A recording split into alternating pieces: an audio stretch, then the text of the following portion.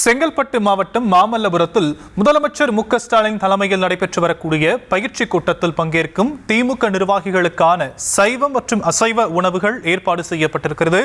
இது பற்றிய விவரங்களை நம்முடைய செய்தியாளர் பாரி கார்த்திக் வழங்க நாம் கேட்கலாம். பாரி கார்த்திக், விவரங்கள்.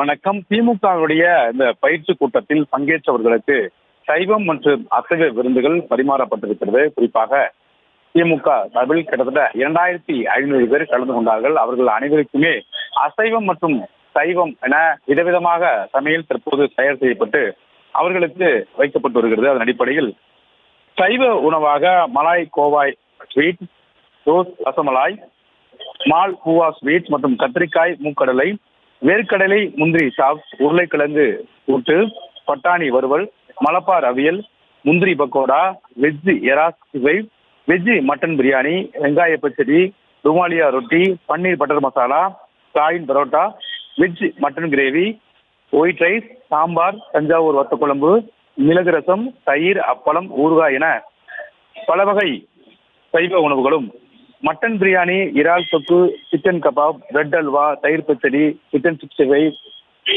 மட்டன் கிரேவி மற்றும் சிக்கன் கிரேவி, மீன், நண்டு என விதவிதமான அசைவ உணவுகளும் அவர்களுக்கு தயார் செய்யப்பட்டு தற்போது பரிமாறப்பட்டு வருகிறது. மேலும் தொடர்ச்சியாக வந்த அனைவருமே சாப்பிட்டு விட்டு செல்வதற்கு பல்வேறு வசதிகள் அமைக்கப்பட்டிருக்கின்றன.